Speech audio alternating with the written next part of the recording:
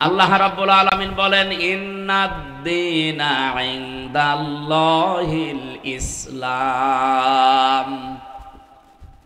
এখানে ইন্না এরপরে আল্লাহ দিনের আগে আলিফ লাম লাগিয়ে নির্দিষ্ট করে দিয়েছেন। রাব্বুল আলামিন বলেন অবশ্যই আমি আল্লাহর কাছে মনোনীত একটাই জীবন ব্যবস্থা ধর্ম, তার নাম ইসলাম।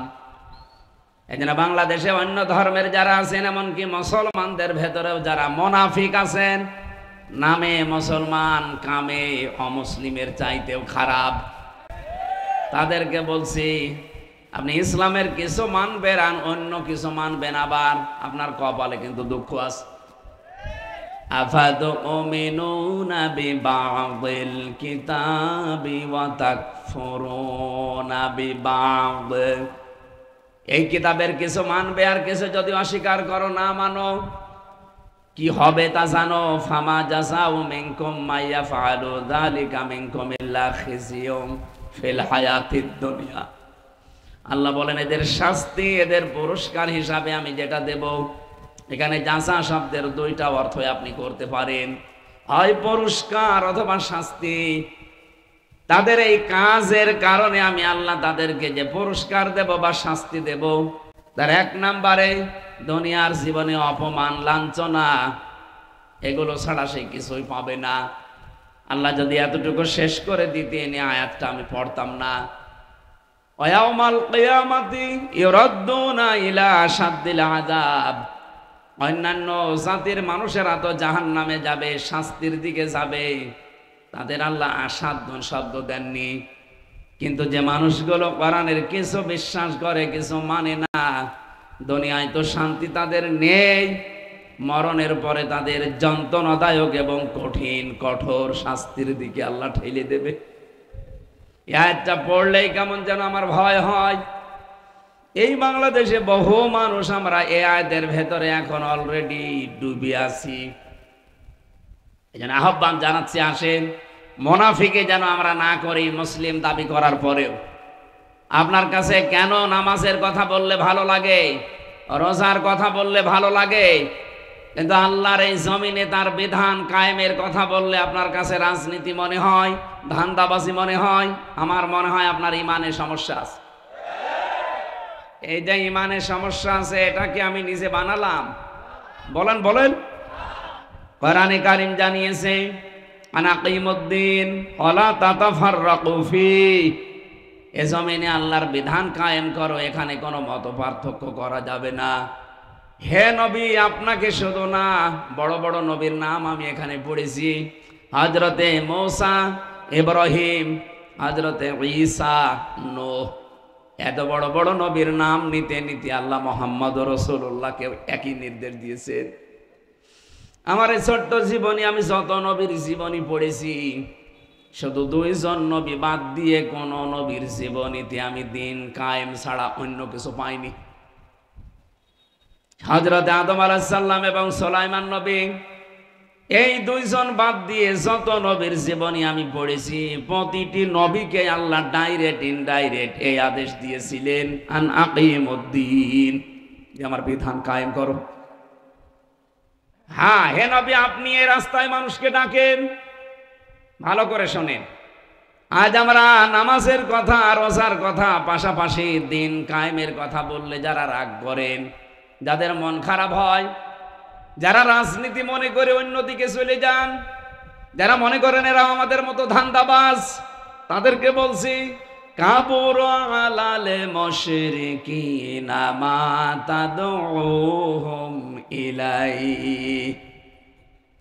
হে নবী, আপনি যেদিকে মানুষকে ডাকেন আসো আল্লাহর বিধান কায়েম করি, এটা শুনলে সব চাইতে বেশি মন খারাপ হবে, রাগ করবে মুশরিকরা। কারা? বলেন বলেন। যারা শিরিক করে আমরা তাদেরকে মুশরিক বলি। সুতরাং এই ৫৬,০০০ বর্গ মাইলের ৬৩০টা থানা নিয়ে এই বাংলাদেশ এখন তৈরি করা, ৬৪টা জেলা। আল্লাহর কসম, যারা দিন কায়েমের কথা শুনলে মন খারাপ হয়, রাগ করেন, আপনি বুঝবেন আপনার দ্বারা কোনো না কোনো ভাবে শিরিক হচ্ছে। শিরিক করলে যেহেতু মানুষ মুশরিক হয়ে যায়, আর মুশরিকদের কাছে আল্লাহর দিন কায়েমের কথা শুনলে খারাপ লাগবে। এটাকে আমি নিজে বানালাম? বলেন বলেন। এখন যদি প্রশ্ন করেন, কয় আমার তো দ্বারা শিরিক হয় না, আপনি টের পাচ্ছেন? শিরিক যদি না হবে, আপনি যদি মুশরিক না হবেন, তা আপনার কাছে দিন কায়েমের কথা শুনলে রাগ হবে কেন? কি কথা বলেন না কেন? আপনার তো রাগ হওয়ার কথা না। যদি রাগ হয় বুঝবেন আপনি মুশরিক। আর যদি রাগ না হয় মনে করবেন আপনার ভেতরে একটা কাজ আছে। কি কি আছে? না না। এর পরের শব্দের দিকে তাকান, সূরা সূরার 13 নম্বর আয়াতের শেষের দিকে আছে, আল্লাহু ইয়াজতাবি ইলাইহি মাইয়াশা। আল্লাহ পাক বলেন, দিন কায়েমের জন্য আমি সবাইকে পছন্দ করি না। যাকে আমার ভালো লাগে, যাকে আমি মনোনীত করি, যাকে নির্বাচিত করি, যাকে আমার পছন্দ হয়, এই মানুষটাকে আমি আল্লাহ দিন কায়েমের জন্য কর্মী বানিয়ে ময়দানে ছেড়ে দেই। কিন্তু কে সে? ওয়াহদি ইলাইহি মাইয়ুনিব, যে মন থেকে আল্লাহর দিকে ফিরে আসতে চায়। এই বাংলাদেশে 18 কোটি মানুষ সবাই কি দিন কায়েম হোক এটা চায়? বলেন বলেন। নারায়ণগঞ্জবাসী যারা চায় এ জমিনে আল্লাহর দিন কায়েম হোক, তারা যারা বিশ্বাস করে আল্লাহ তাদেরকে ভালোবেসেছেন। আপনাকে একটা সুসংবাদ শোনাই। সূরা আরাফের 46-47 নম্বর আয়াতের তাফসীর পড়তে গিয়ে আমি পেয়েছি, কিয়ামতের দিন আল্লাহ একটা প্রাচীরের উপরে কিছু মানুষকে দাঁড় করিয়ে রাখবে। এটা আরাফ নামক প্রাচীর। এই মানুষগুলোকে আল্লাহ জান্নাতেও দেবে না, জাহান্নামও দেবে না। সাহাবী প্রশ্ন করলেন, হে নবী, এদেরকে আল্লাহ জান্নাতে দিচ্ছে না কেন? নারায়ণগঞ্জবাসী, যে কথা তুলেছিলাম, এখান থেকে একটা শিক্ষা নেওয়া লাগবে। আজ 18 কোটি মানুষ এদেশে সবাই এই দিন কায়েম হোক চাচ্ছে না। এই জন্যে চাই না, আল্লাহ তাদেরকে মনোনীত করে নাই, নির্বাচিত করে নাই, কারণ তারা মন থেকে আল্লাহর দিনের দিকে ফিরে আসে নাই। যারা ফিরে এসেছে আল্লাহ তাদেরকে দিন কায়েমের পথে লাগাবে। এই কথা বলেন না কেন? আর এটা সব চাইতে বেশি এখন বাংলাদেশে অগ্রণী ভূমিকা পালন করছে বাংলাদেশ জামাত ইসলামী। অন্য কোন দল আপনি দেখান, যাদের ইউনিয়ন থেকে শুরু করে আন্তর্জাতিক মহল পর্যন্ত সব জায়গায় যোগ্য এবং সৎ মানুষ সেট করতে পারে, কোন দলে বাংলাদেশে এখন নেই জামাত ইসলামী ছাড়া। অন্যান্য দল যদি আসেও তারা সব জায়গা কন্ট্রোল করা এখনো সম্ভব না। আপনার বিবেকের কাছে প্রশ্ন করে বলেন, পারবেন কিনা আপনি? কিন্তু জামাত ইসলামের ভেতরে ইউনিয়নের মেম্বার থেকে শুরু করে আন্তর্জাতিক মহল পর্যন্ত সব জায়গায় টিকে থাকার মতো লোক আছে। শুধু লোক না, যোগ্য এবং সৎ লোক আছে। বলেন।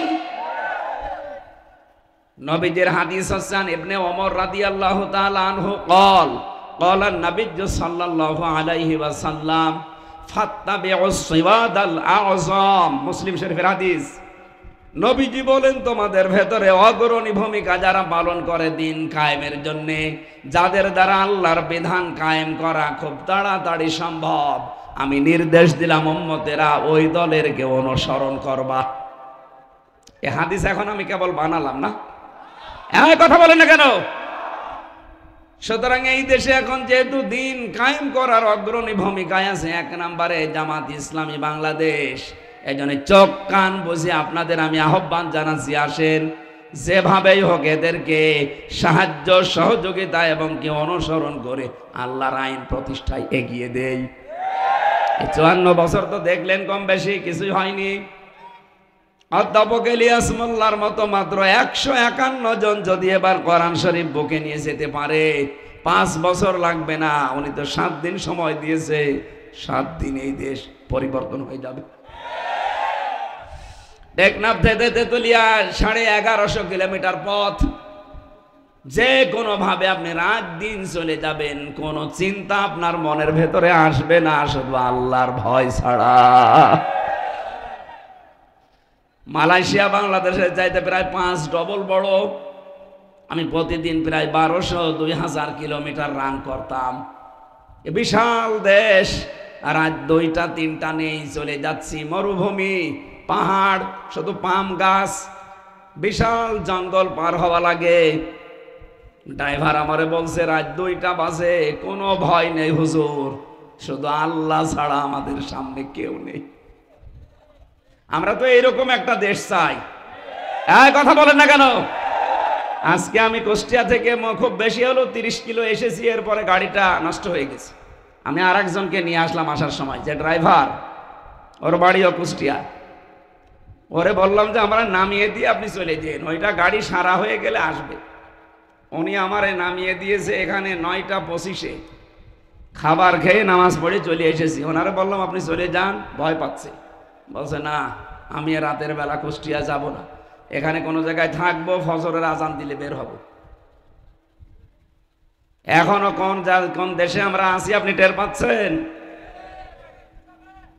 সুতরাং আমরা চাই, মালয়েশিয়া যেমন চলছে, ও দেশে তো আল্লাহর বিধান পুরাপুরি চলে না, তাই এত নিরাপত্তা তারা দিতে পেরেছে। আমার এখানে যদি আল্লাহর বিধান পুরাপুরি কায়েম হয়ে যায়, আপনি দেখবেন বাংলাদেশ একটা মিনি জান্নাত হয়ে গেছে। জোরে বলেন আলহামদুলিল্লাহ। এই দৃশ্য আমরা দেখতে চাই চর্মচোখে। আপনারা চান না? এই কথা বলেন, চান না? এটা শুধু চাওয়াই শেষ। হাদিস ছিল কি, ফাত্তাবিউস সিরাতাল আযম, যারা দ্রুত ইসলাম কায়েম করতে পারে তোমাদের ভেতরে, তাদেরকে অনুসরণ করো। এ নির্দেশ রসুলের। আর রসুল্লাহ কোনো কথা বলে না যতক্ষণ আল্লাহ তাকে না বলে। এক কথা বলেন না কেন? সুতরাং এ নির্দেশ সরাসরি আপনি কার? এরপরও যদি কারো বিবেকে এটা না গ্রহণ করে, যান, আপনারা ছেড়ে দিলাম, আপনি চলে যান। ওই যে চলে যাচ্ছে, যান।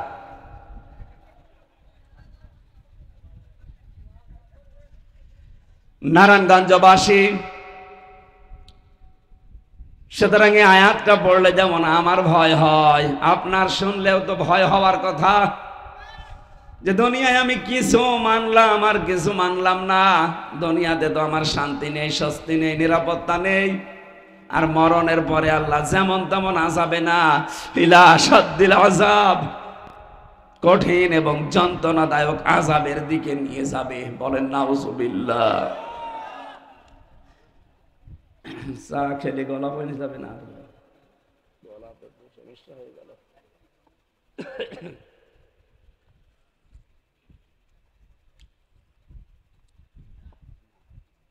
মাইকটা সেরকম মন মতো না, মাইকের রিভাব দেন ভাই, আওয়াজ থাকলে দিয়ে রিভাব দেন।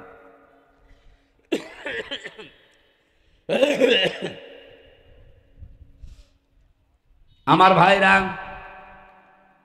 যেই কথা বলছিলাম সূরা আরাফের এই উদ্ধৃতি দিয়ে, যে আপনাকে আল্লাহ জান্নাতে দিচ্ছে না। সাহাবী বললেন কেন দেবে না? নবীজি বললেন জান্নাতে দিচ্ছে না এই কারণে, কারণ এই লোকটার সব ভালো ছিল, মা বাবার সাথে সম্পর্ক ভালো ছিল না। বলেন তো এরকম মানুষ দেশে এখন নেই? বলেন বলেন। এজন্য আমরা যা করি, মা বাবার সাথে সম্পর্ক ঠিক রাখা দরকার। সিস্টেম অপর পৃষ্ঠায় দেখুন। সাহাবী বলেন, হে নবী, আপনি যে বললেন এদেরকে আল্লাহ জাহান্নামেও দেবে না, কারণ কি? বিশ্ব নবী বলেন এদের জাহান্নামে দেবে না একটা মাত্র কারণ, তারা জমিনে দিন কায়েমের আন্দোলন করত। সুতরাং হাদিস দ্বারা আপনাদের সুসংবাদ দিচ্ছি, হ্যাঁ, যে চলে যাচ্ছে যাক, আমার কোনো আফসোস নেই, কারণ আল্লাহ সবাইকে দিন কায়েমের জন্য মনোনীত করে না। আপনাকে আগে মনোনীত হওয়া লাগবে, আর এমনি এমনি আপনি মনোনীত হবেন না, আপনি এমনি এমনি নির্বাচিত হবেন না। আপনাকে আগে মন থেকে ফিরে আসা লাগবে আল্লাহর দিকে। আল্লাহ এই মন দেখে আপনাকে দিন কায়েমের জন্য নির্বাচিত করবেন। সুতরাং এই দেশে আমরা যারা দিন কায়েমের জন্য অ্যাক্টিভ কাজ করি, আল্লাহর কসম দিয়ে বলছি, আপনি আর যাই হোক জাহান্নামে যাওয়া লাগবে না। জোরে বলেন সুবহানাল্লাহ। জাহান্নামে যদি যাওয়া না লাগে, ওদিকে আবার জান্নাতেও যাওয়া যাচ্ছে না, একটা ঝামেলা হয়েছে। এই আরাফ নামক জায়গায় কতদিন থাকবেন নবীজি শেষে আর বলেননি। এই জন্য আমাদের উচিত হচ্ছে দিন কায়েমের আন্দোলনে যারা আছি মা বাবার হকও যেন আমরা আদায় করতে পারি। জোরে বলেন আমিন। এই জন্য সবার জন্য আজকের এই অনুষ্ঠান যেহেতু উন্মুক্ত, সবাইকে নিয়ে এই দরবারে ইলাহিতে শুকরিয়া আদায় করছি আলহামদুলিল্লাহ। রবিউল আউয়াল মাস আজকে 26 তারিখ, কিন্তু এই মাসটা চলে যাচ্ছে না, কিন্তু যেটা দিতে এসেছিল ওইটা কিন্তু এখনো আমরা নিতে পারিনি। রবিউল আউয়াল এসেছিল আমাদের কাছে শুধু জিলাপি আর খিচুড়ি খাওয়ার জন্য, নাকি বলেন কি করতে এসেছিল? নবীজি এই কোরআন আবু বকরের সামনেও পড়েছিলেন, আবু সেহেলের সামনেও পড়েছিলেন। দুইজনের নামের আগে আবু আছে। এক আবু বকর কোরআন শুনে তার ঈমান যা ছিল আরো বেড়ে গেছে, আর এক আবু সেহেল কোরআন শুনে ওর ঈমান বাড়ে না, ওর ঈমান নেই তো, ওর কি বেড়েছিল? শয়তানি। কি বেড়েছিল? এখানে কোরআনের কথা বলবো মাস্ট বি, ঈমান সবার বাড়বে না। আবু বকরের মতো মন থাকলে তার ঈমান বাড়বে, আর যদি আবু জেহেলের মন নিয়ে বসে ওর ঈমান বাড়বে? কি বাড়বে?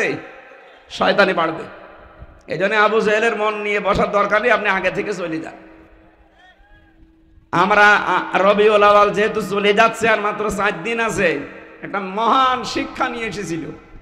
আমি প্রায় 27টা পেয়েছি নবীজির সিরাত গ্রন্থগুলো পড়তে পড়তে। তার ভেতরে একটা হচ্ছে বিশ্ব নবী এ মাসে জন্ম নিয়েই 3 জন মহিলার দুধ পান করেছিলেন। কয়জন? বলেন। প্রথমে তার নিজের আপন মা হযরতে আমেনা, 2 নম্বরে উম্মে আইমান নামে এক দাসী, 3 নম্বরে তার দুধ মা হযরতে হালিমাতুস সাদিয়া। খুব খেয়াল করে শোনেন তো, রবিউল আউয়াল আপনি কি করলেন আর নবীজি কি করেছিলেন? এ মাসে জন্ম নিয়েছেন নবীজি, বিদায় নিয়েছেন এই মাসেই। সিরাত ইবনে হিশাম লিখেছে বিশ্বনবী মুহাম্মদুর রাসূলুল্লাহকে হযরতে হালিমা যখন কোলে তুলে নিয়েছে, ডান স্তন তাকে পান করিয়েছে, তিনি পান করলেন। বাম স্তন যখনই দিয়েছে মুখ বের করে দিলেন। হযরতে হালিমা বলেন আমি 1 বার 2 বার 3 বার মুখ লাগালাম, 3 বারই মুখ বের করে নিল। চোখের ইশারা দিয়ে যেন মুহাম্মদ সাল্লাল্লাহু আলাইহি ওয়াসাল্লাম আমাকে বোঝাতে চাই, মা হালিমা জোর করেন কেন? ডান স্তন এটা আমার অধিকার ছিল, আমি পান করেছি। বাম স্তন এটা আমার অধিকার না, এটা আমার দুধ ভাই আব্দুল্লাহর অধিকার। দুনিয়াতে আমি ভাইয়ের হক নষ্ট করার জন্য আসি নাই, এসেছি ভাইয়ের হক ফিরিয়ে দেওয়ার জন্য। বাংলার মুসলমানেরা, যেই নবী মায়ের কোলে এই মাসে জন্ম নিয়ে মায়ের হক ফিরিয়ে দেয়, আর আমরা সেই নবীর উম্মত, যত বড় হই তত ভাইয়ের হক মারার জম হই।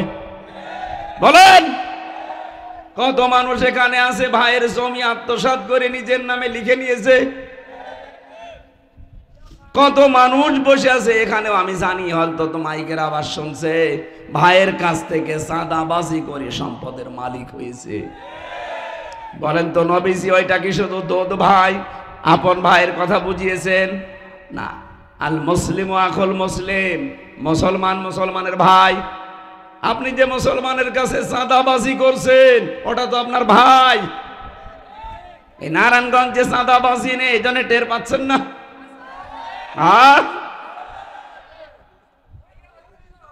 অথচ যেই লোকটা ভাইয়ের কাছে চাঁদাবাজি করে লক্ষ কোটি টাকার মালিক, এই রবিউল আউয়াল আসলে আমারে ডেকে বলবে হুজুর মিলাদ পড়ে দেন। মিলাদের পরে জিলাপি দেবে, খিচুড়ি দেবে, বিরিয়ানি দেবে। কোথায় পেলেন টাকা? হুজুর চাঁদার টাকা। বেশি বলে ফেললাম? এরকম দৃশ্য বাংলাদেশে নেই। আমি নিজে পেয়েছি আমার কুষ্টিয়ায়। চাঁদার টাকা তুলে ওইটা দিয়ে মিলাপ দিচ্ছে। আর নবীজি রবিউল আউয়ালে কি করলেন? নিজের ভাইয়ের হক ফিরিয়ে দিয়েছেন মায়ের কোলে বসে। সুবহানাল্লাহ বলতে পারেন নাই?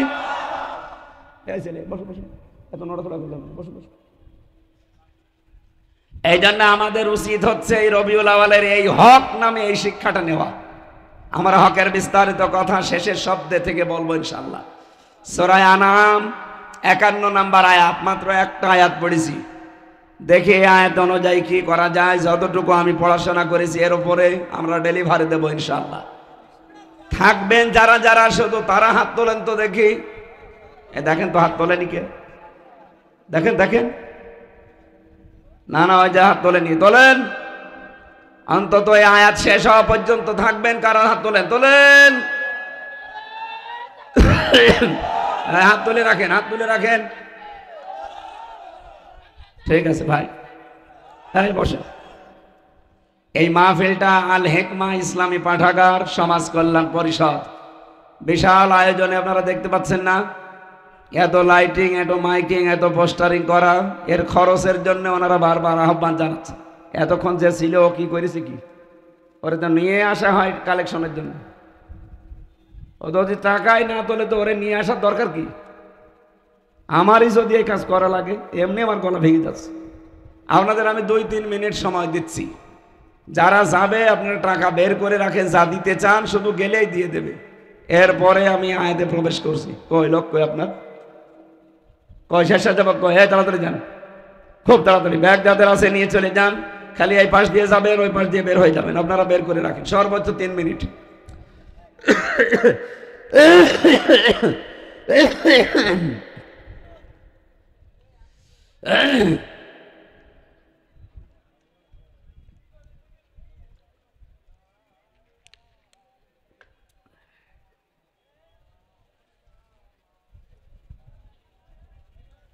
কই তাড়াতাড়ি করেন ভাই, তাড়াতাড়ি করেন। এই কি এত দেরি হয় কেন? যান যান, তাড়াতাড়ি যান। সুবহানাল্লাহ ওয়ালহামদুলিল্লাহ লা ইলাহা ইল্লাল্লাহ। সুবহানাল্লাহ ওয়ালহামদুলিল্লাহ লা ইলাহা ইল্লাল্লাহ। আলহামদুলিল্লাহ লা ইলাহা ইল্লাল্লাহ লা ইলাহা ইল্লাল্লাহ মুহাম্মাদুর রাসূলুল্লাহ। আয় রে মানুষ রে, টাকার কথা বললাম আর চলে যাচ্ছে। আপনার টাকা কি কবরে নিয়ে যাও? হ্যাঁ, এখনই যদি আপনি পটল তোলেন কি হবে? কি আপনার টাকা? টাকা দিতে না পারলেও বসে থাকেন ভাই। সুবহানাল্লাহ আলহামদুলিল্লাহ লা ইলাহা ইল্লাল্লাহ। সুবহানাল্লাহ আলহামদুলিল্লাহ লা ইলাহা লা ইলাহা ইল্লাল্লাহ মুহাম্মাদুর রাসূলুল্লাহ। হয়েছে ভাই, বের হন। নেন, যা পেয়েছেন বের হয়ে যান, তাড়াতাড়ি করেন। আল্লাহুম্মা সাল্লি আলা মুহাম্মাদ ওয়া আলিহি ওয়া সাহাবিহি ওয়া বারিক ওয়া সাল্লিম। ভাই তাড়াতাড়ি করেন, যান যান যান যান যান।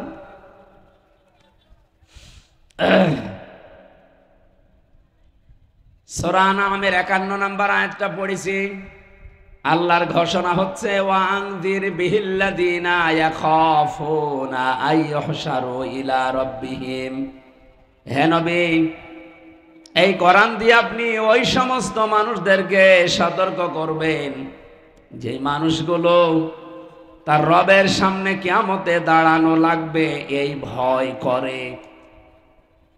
আমার মনে হয় এখানে যারা বসে আছেন তাদের ভেতরে এই ভয়টা অন্তত আছে যে কিয়ামতের দিন আমাকে দরবারে ইলাহিতে আল্লাহর সামনে দাঁড়ানো লাগবে। বলেন বলেন, এতটুকু আল্লাহ শেষ করেননি, ভয়াবহতা বলছেন আল্লাহ। লাইসা লাহুম মিন দুনিহি ওয়ালিয়্যুন ওয়ালা শাফি'। সেখানে তাদের জন্য কোনো সুপারিশকারী, কোনো অভিভাবক থাকবে না। এতটুকু বলে আমার আল্লাহ বলতে চান লাআল্লাহুম ইয়াত্তাকুন। এই কথা শোনার পরে হয়তো এই মানুষগুলো তাকওয়া অবলম্বন করবে।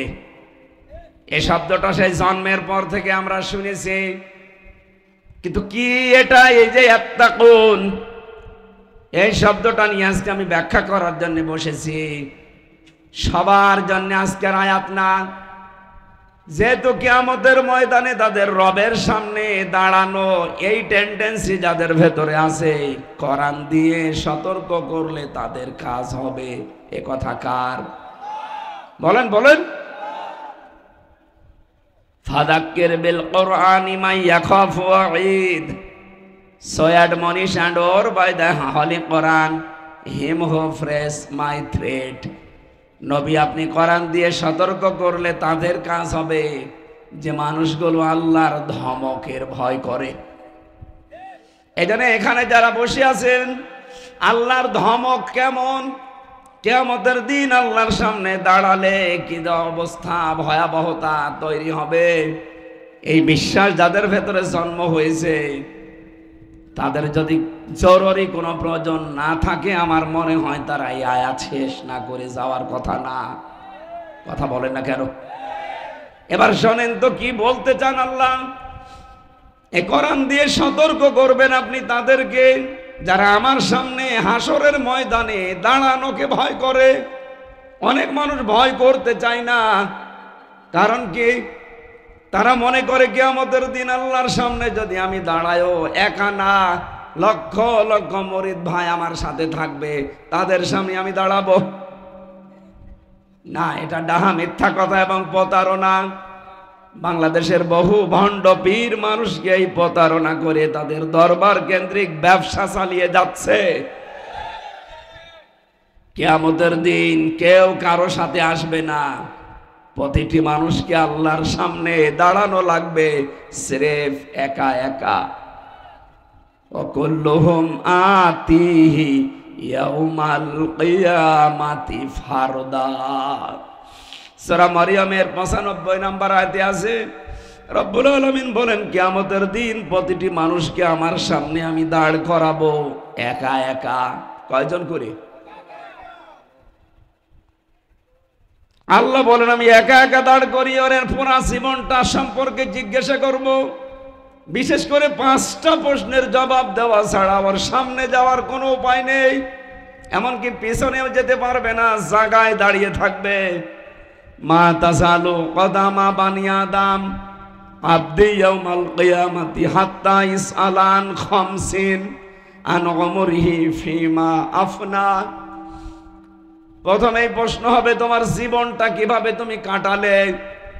নারায়ণগঞ্জবাসী আপনি গরু ছাগল না, আপনার বিবেক আছে, আপনি মানুষ। একটু ভাবেন তো, এখনই মরে গেলেন, আল্লাহ পাক তার নিজের সামনে যদি দাঁড় করিয়ে বলে হামজা একটা 50-60 বছরের জীবন দিয়েছিলাম, কিভাবে কাটালে বলতো? আমার তো 50 বছর না, মাঝে মাঝে একা থাকলে আমার মনে হয় রব্বুল আলামিন যদি আমারে বলে হামজা 2025 সালের আগস্ট মাসের 31 তারিখ পর্যন্ত তোরে মাফ করে দিলাম, যা শুধু সেপ্টেম্বরের 1 থেকে 19 এই 19টা দিনের হিসাব দিয়ে যা জান্নাতে চলে যা। আমার তো মনে হয় এই 19 দিনের হিসাব এখনো আমার জোগাড় হয়নি। আপনারা পারবেন না? আপনারা পারবেন? কত কঠিন বিষয় আপনি কি জানেন? হিসাব। এই চিন্তা থেকেই হযরত ওমর যে হিসাব দেওয়া লাগবে, ঘুমাতে পারতেন না রাতে। তারপরেও তো তার জান্নাতে যাওয়ার গ্যারান্টি দুনিয়ায় আল্লাহ পাঠিয়ে দিয়েছিলেন। এই জায়গার মানুষ যদি এই চিন্তা করতে পারে যে কিয়ামতে আমি কি জবাব দেব, তাহলে আমাদের চিন্তা ভাবনা কত বেশি হওয়া দরকার আপনি বলেন। এই টেন্ডেন্সি যতদিন পর্যন্ত মানুষের ভেতরে বদ্ধমূল না হবে, সে যদি আকাশ দিয়ে উড়িয়ে যায়, তারপরেও তার দ্বারা আপনি দুর্নীতি বন্ধ করতে পারবেন না। এইটা আগে তৈরি হওয়া লাগবে। কিয়ামতে আল্লাহর সামনে আমাকে আল্লাহ দাঁড় করিয়ে প্রথমেই জিজ্ঞাসা করবে আমার পুরা জীবনটা নিয়ে। খলিফাতুল মুসলিমিন হযরতে আবু বকর সিদ্দিক রাদিয়াল্লাহু তাআলা আনহু এই টেন্ডেন্সি তৈরি হওয়ার কারণে কি করেছিলেন দুনিয়ায়, তার জীবনীতে পড়লাম। তার সন্তান আব্দুল্লাহ একবার তার মায়ের কাছে এসে বলে, মা আমি একটু পায়েস খেতে চাই।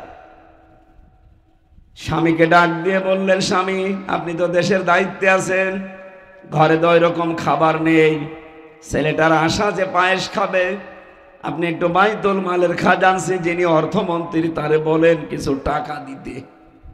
উনি গেলেন, যাওয়ার পরে বলছেন, আগামী মাসে যে বেতন পাবো ওই টাকাটা আমারে আগেই দিয়ে দেন।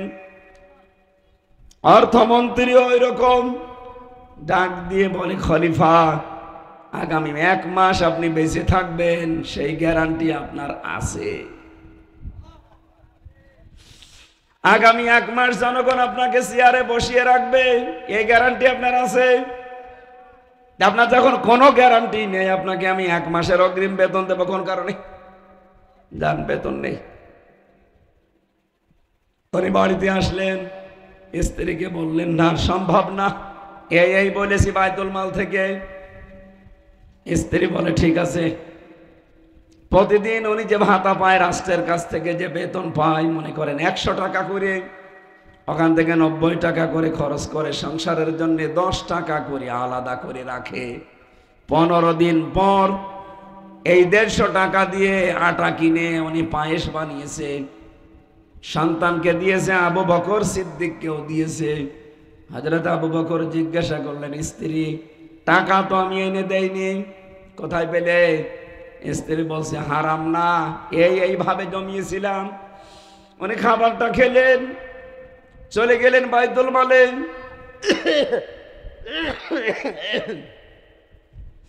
অর্থমন্ত্রীকে ডাক দিয়ে বলে, ভাই আগামী মাস থেকে আমার 2800 টাকা দিলেই চলবে, 3000 টাকা দেওয়া লাগবে না। কেন? কারণ আমি চিন্তা করে দেখলাম 2800 টাকা হলেও আমার সংসার চলে, জনগণের এই টাকা নিয়ে আমি বেতন নেই, 200 টাকা আমি কেন বেশি নেব? কিয়ামতের দিন এই 200 টাকার জন্য আমার জবাব দেওয়া লাগবে। এটা রেকর্ড হচ্ছে এখানে, যদি একজন মানুষও না থাকে আমার অসুবিধা নেই, তামাম পৃথিবী চলছে। হে পৃথিবীর মানুষেরা, হে বাংলার মানুষেরা, আমরা এইটা চাই। এদেশের 1628 জন মানুষ দায়িত্বে আছে, এই মানুষগুলো যদি হযরত ওমরের, আবু বকরের এই টেন্ডেন্সি নিয়ে দেশটা চালাতে পারে, আল্লাহর কসম বাংলাদেশ মিনি জান্নাত হয়ে যাবে। কিয়ামতের এই ভয়াবহতা মানুষকে মানুষ বানিয়ে ফেলে। আল্লাহর সামনে দাঁড়ানো লাগবে, এটাতে কত বড় কঠিন কথা আপনি টের পাচ্ছেন। এবার আমি কাবা শরীফ থেকে আসার সময়, এটা কিছুদিন আগে এসেছি, মসজিদে নববীতে, মসজিদে নববীর ইমাম যিনি, খতিব যিনি, আমি সেই দিন আসলাম তার আগের দিন জুমার দিন ছিল। উনি এলেমের বরকতের উপরে, ফজিলতের উপরে কথা বলছিলেন। সর্বশেষ যে কথাটা বললেন, আমার আশপাশে কয়েকটা দেশের মানুষ ছিল, দেখলাম কান্নাকাটি করছে, আমার চোখ দিয়েও পানি চলে এসেছে। কিয়ামতের দিন আলেমদেরকে আমার আল্লাহ এই 1000 লক্ষ মানুষের সামনে বিচার করবে না, ওদেরকে আল্লাহ পর্দা দিয়ে আলাদা ঢেকে ফেলবে। আল্লাহ নিজের সামনে দাঁড় করিয়ে বলবে, হামজা এটা করেছিলি, এই কাজ তোর জীবনে ছিল। আল্লাহর সামনে দাঁড়িয়ে সব হিসাব জবাব পঙ্খানো দেওয়া লাগবে, স্বীকার করা লাগবে। উনি একটা হাদিস বলার পরে ব্যাখ্যাটা বলছিলেন, কিয়ামতের ওই ময়দানে শেষ পর্যায়ে আমার আল্লাহ আমার কাছ থেকে সব কথাগুলো মনে করেন শোনার পর, স্বীকৃতি নেওয়ার পর আস্তে করে বলবে যে, যা তোরে গোপনে মাফ করে দিলাম, কাউকে কিছু বলবি না, জান্নাতে চলে যা। নামের আগে আলেম আছে, এই জন্য একটু আশা লাগে, ভরসা লাগে। কিয়ামতের দিন আল্লাহ যেন অন্তত এই আলেমটা ঠিক মতো আমার এই জায়গা পর্যন্ত পৌঁছিয়ে দেন। আপনারাও এখানে যারা আছেন, আপনারাও আলেম। আলেম মানে জ্ঞানী, যে যতটুকু জানেন দিনের বিষয় আপনি অতটুকু আলেম। এই কথা বুঝতেছেন? আপনি নামাজের নিয়ম কানুন জানেন, যে নামাজের 13টা ফরজ, 14টা ওয়াজিব, 12টা সুন্নাত, আপনি নামাজের আলেম। আপনি ওযুর নিয়ম জানেন, আপনি ওযুর আলেম। জাকাত দিতে হয়। এই 8টা খাতে আপনি জানেন, আপনি জাকাতের আলেম, এই জিনিস থাকলে জাকাত দেওয়া লাগে, এই ফসল উৎপাদন হলে জাকাত দেওয়া লাগে, আপনি জানেন, তাহলে আপনি জাকাতের আলেম। তাহলে এখানে আমরা আলেম বাদে কেউ আছি? কিয়ামতের দিন আল্লাহ বিচার যখন করবে, জেনারেল মানুষের মতো না, আলাদাভাবে পর্দা দিয়ে ঘিরে নিয়ে গোপনে আল্লাহ যেন এই হাদিস অনুযায়ী আমাদেরকে মাফ করে দেয়।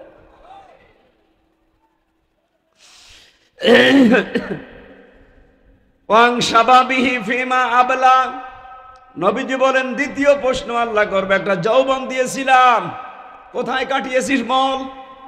ও বাংলার যুবকেরা, কোন দিকে দৌড়াচ্ছেন? ফাইনা তাযহাবুন ইন হুয়া ইল্লা যিকরুল লিল আলামিন। আসেন, আল্লাহর কোরআন বিশ্বের মানুষের জন্য উপদেশ।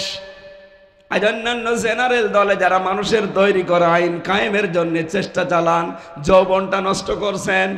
আসেন, বিবেকটা কাজে লাগান। আপনারও তো দায়িত্ব এই যৌবনটা অন্তত দিনের কাজে লাগানো। আপনার যৌবনের মিছিল আল্লাহর দিনের কাজে লাগে না, আপনার যৌবনের দেওয়ালের লিখন দিনের কাজে লাগে না, যৌবনের চিন্তা ভাবনা দিনের কাজে লাগে না। কি জবাব দেবেন সামনে দাঁড়িয়ে?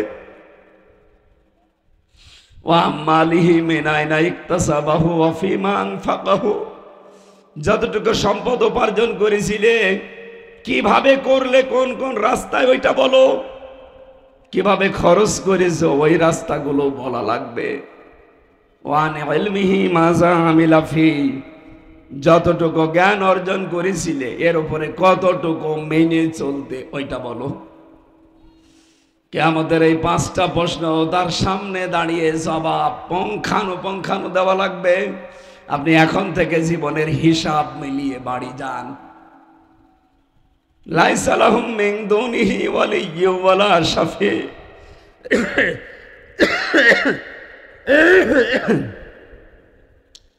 কোন অভিভাবক পাবেন না, কোন সুপারিশকারীও থাকবে না আল্লাহর সামনে আপনাকে রক্ষা করতে। যারা আজ আপনাকে ধোঁকা দিয়ে বোকার স্বর্গে রেখেছে যে আমি আছি, এগুলো ভুয়া কথা। আল্লাহ বলেন কেউ থাকবে না।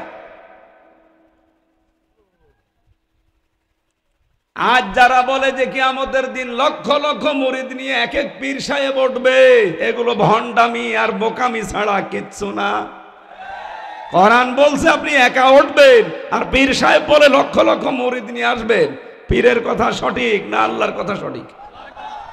এজন্য সব ভরসা বাদ দেন। যারা রেকর্ড শুনছেন, আজকে থেকে নিজের কাজের উপরে আপনি ভরসা করতে পারেন। লাআল্লাহুম ইয়াত্তাকুন। আশা করা যায় কথাগুলো শুনলে তোমরা তাকওয়াবান হবে। কিভাবে তাকওয়াবান হয় মানুষ?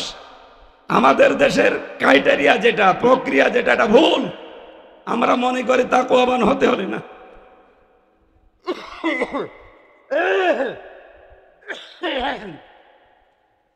কণ্ঠটা এরকম হয়ে গেল কেন? ভালোই তো ছিল।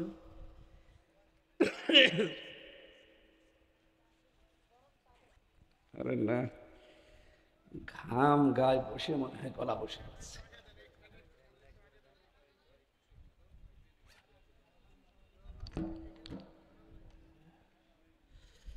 আমার ভাইরা, এই শব্দটা বলার জন্য আমি আজকে এখানে বসেছি যে লাআল্লাহুম ইয়াত্তাকুন। আশা করা যায় আমরা তাকওয়াবান হব।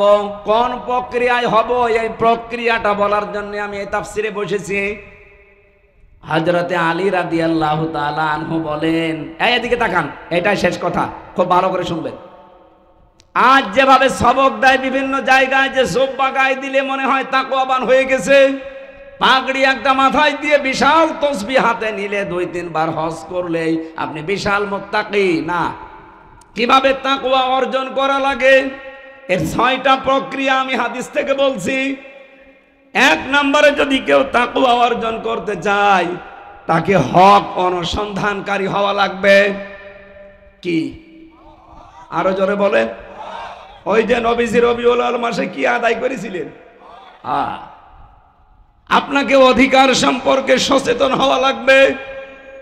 আপনি হকের অনুসন্ধানকারী যদি হয়ে থাকেন যে আমি হক তালাশ করব, তাহলে আপনি মনে করবেন যে আপনি তাকওয়ার অবলম্বনের পথে হাঁটতেছেন। আমাদের জাতির পিতা হযরত ইব্রাহিম আলাইহিস সালাম তিনি হক অনুসন্ধান করছিলেন। আপনারা জানেন না, সূরা আনামের ৭৫ নম্বর আয়াতের বিস্তারিত ব্যাখ্যা দেওয়া আছে। কখনো তারকা, কখনো চন্দ্র, কখনো সূর্য দেখলেই মনে করতেন এইটাই আমার রব হবে। কিন্তু যখন ডুবে গেল বলছে না, এগুলো একটাও আমি ভালোবাসি না, কারণ ডুবন্ত জিনিস আমার পছন্দ না। কি বলেছিলেন ওই দিন? ইন্নী ওয়াজ্জাহতু ওয়াজহিয়া লিল্লাযী ফাতারাস সামাওয়াতি ওয়াল আরদা হানিফা ওয়া মা আনা মিনাল মুশরিকিন। অবশ্যই আমার এই চেহারাকে, আমার এই মন মগজকে ঘুরিয়ে দিলাম ওই আল্লাহর দিকে, যিনি আসমান আর জমিনের উদ্ভাবক।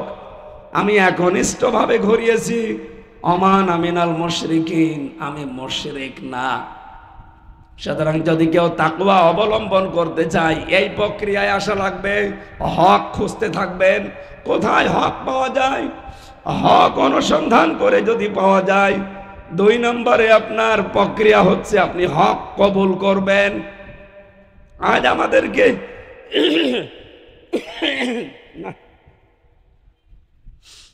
জাতির পিতা ইব্রাহিম আলাইহিস সালাম তিনি অনুসন্ধান করে হক পেয়েছিলেন, আর আমার এই বাংলার জাতির মানুষদেরকে চোখে আঙ্গুল দিয়ে হক দেখিয়ে দিলেও কবুল করতে চায় না। এই কথা বলে না কেন? এত কায়দায় উদাহরণ দেওয়া হয়, এরপরও মানুষ হক কবুল করতে চায় না। ৩ নম্বরে হক যদি কেউ পেয়ে যায়, সে যেন হককে প্রচার করে। আর এই প্রচার করতে গিয়ে আমি ৩ বছর ছেলে, আমার নিজের কোনো দোষের কারণে, এই বলেন না কেন, আমাকে কি জেনাকার বলে ধরেছিল, ছিনতাইকারী বলে ধরেছিল, মানুষ হত্যাকারী? কি করতে? এই হক প্রচার করতাম এই কারণে। এই জন্য আপনি যদি তাকওয়াবান হতে চান, এত বড় জুব্বা গায়ে না দিলেও চলবে, এত বড় দাড়ি না রাখলেও চলবে, কিন্তু আপনার এই হক প্রচারকারী হওয়া লাগবে। আজ বাংলাদেশে আমরা সবাই যদি এই হক প্রচারকারী হয়ে যেতাম, এই বাংলাদেশে কোনো মানুষ আর আগামীতে হকের বিরুদ্ধে দাঁড়ানোর সাহস পেত না। আমি আশা করছি কথা বোঝাতে পেরেছি। ৪ নম্বরে হক যদি আপনি পেয়ে যান, হক শুধু প্রচার করবেন তা না, তার উপরে দৃঢ় থাকা লাগবে। যেমন আমাদের পূর্বপুরুষরা দৃঢ় ছিল। শহীদ মীর কাসেম আলী হকের উপরে দৃঢ় ছিল না? আমেরিকা থেকে চলে এসেছিল। আজ যার হকের দাবিদার, তারা দেশ থেকে পালিয়ে যায় কোন কারণে? আপনি যদি হক দৃঢ় থাকতে পারেন, মীর কাসেম আলীর মতো দেশ থেকে চলে আসেন। ৫ নম্বরে আপনি যদি তাকওয়া অর্জন করতে চান, এর প্রক্রিয়া হচ্ছে হক আপনাকে কায়েম করা লাগবে। আর বাংলাদেশ জামাত ইসলামী এইটাই চায়। আপনি বলেন এদের অন্য কোনো উদ্দেশ্য যদি থাকে, এই দল আপনাকে আমি করতে বলি না, আমি নিজে মিশে দেখেছি, তারা হক কায়েম করতে চায়। হক হচ্ছে কোরআন, হক হচ্ছে হাদিস। ৬ নম্বরে শুধু হক কায়েম করলে হবে না, হক যদি কায়েম হয়ে যায় সেটাকে সাহায্য করার জন্য সবসময় ব্যস্ত থাকা লাগবে। এবার যদি আল্লাহর ফজলে করমে এদেশে হক প্রতিষ্ঠিত হয়ে যায়, এটা পাহারা দেওয়া যাবে না, সাহায্য করা যাবে না। আল্লাহ আমাদেরকে এই ৬টা প্রক্রিয়ায় তাকওয়া অবলম্বন করার তৌফিক দান করেন, বলেন আমিন। সম্মানিত মা বোন যারা এসেছেন, শুধু নামাজ পড়া, রোজা রাখা আর কালো বোরকা পরা ইবাদত না। স্বামী যেটা পছন্দ করে ওটা যদি জায়েজ হয়, তাহলে আপনি ওইটাকে পছন্দ করবেন, ভালোবাসবেন। আর যদি জায়েজ না হয়, আল্লাহ রাসূলের বিরুদ্ধে চলে যায়, ও স্বামী না, বাবা না, ছেলে না, কারো কথা মানা যাবে না। এবার সামনে যেহেতু একটা হক আসতেছে, অনেকে মনে করে ভোট ভাটকি হবে। যার হক তার কাছে তার ভোট আপনি পৌঁছিয়ে দেবেন। এই জন্য আমার ভোট আমি দেব, যাকে খুশি তাকে দেব, এটা জায়েজ নেই। আমার ভোট আমি দেব, আল্লাহ রসুলের কথা মতো দেব। কথা বলেন না কেন? মা বোনেরা, এই হক আপনি আদায় করবেন, তাহলে তাকওয়ার সর্বোচ্চ জায়গায় পৌঁছাতে পারবেন। কারণ হক এবার কায়েম হলে আমরা সাহায্যের জন্য অ্যাক্টিভ হয়ে কাজ করব না। আমরা বাংলাদেশ জামাত ইসলামী থেকে যে 300 মানুষের নাম পেয়েছি, একটাও নমিনি, একটাও পদপ্রার্থী না। আপনি বলতে পারবেন না ওনারা যে পদ চেয়েছে? বলতে পারবেন যে পদ চেয়েছে ওনারা? এদেশে একটাই দল আছে, যেই দলে পদ যদি কেউ চায় কিয়ামতের আগেও পাবে না। সুতরাং উনি পদপ্রার্থী না। এই শব্দটা অন্য দলের লোকদের সাথে লাগানো যায়। দেখেন, ঘোষণা তো হয়নি এখনো। আমার যেখানে আসন কুষ্টিয়া 3, 4 জন অলরেডি খাড়া হয়ে আছে এক দলের। আমার মনে হয় শুধু ঘোষণা দিতে দেরি, এই পদ পাওয়ার জন্য তারা মারামারি করে মরে যাবে। শুধু কুষ্টিয়া না, এই নারায়ণগঞ্জ, এই 2 আসনে একই অবস্থা। ঘোষণা দিক, আমাদের তো খালি মাথার উপরে দায়িত্ব চাপিয়ে দিয়েছে। এই আমরা কোনোদিন ভাবিও না যে আমার নাম আসবে। অধ্যাপক ইলিয়াস মোল্লা, ওনাকে জিজ্ঞাসা করেন তো উনি কোনোদিন ভেবেছে কিনা যে আমাকে দেওয়া হোক? ভাবনাও আসে না। সমাজ কল্যাণ সম্পাদক বাংলাদেশ জামাত ইসলামী নারায়ণগঞ্জ জেলা শাখা, এই নামটা বললে এখন অনেকের কলিজা কিন্তু ভরে যায়। জামাত ইসলামী বাংলাদেশ, কিছু মানুষ আছে তাদের কলিজায় আগুন লাগে। তাদের জন্য একটা দোয়া করছি, মতো বিকয়ছি খুব, ও যেন আরো মরে হিংসায় জ্বলে পড়ে। বাংলাদেশে এমন কোন ঘর থাকবে না যেখানে বাংলাদেশ জামাত ইসলামের দাওয়াত পৌঁছাবে না ইনশাআল্লাহ। এই দেশে এখন শুধু রাজধানী, বিভাগীয় শহর, জেলা শহর, উপজেলা শহর, থানা শহর, ইউনিয়ন শহর না, এখন ওয়ার্ড পর্যন্ত, এমনকি ইউনিট পর্যন্ত বাংলাদেশ জামাত ইসলামের আছে। এটা অন্য কোন দলের আছে কিনা আমি জানি না। অথচ এত অত্যাচারের পরে এত বিলুপ্ত হয়ে যাওয়ার কথা। কিছু কিছু অবৈধ কাজ করার কারণে এমনও দল আছে বাংলাদেশে নিষিদ্ধ করা হয়েছে 1 বছর খানিক।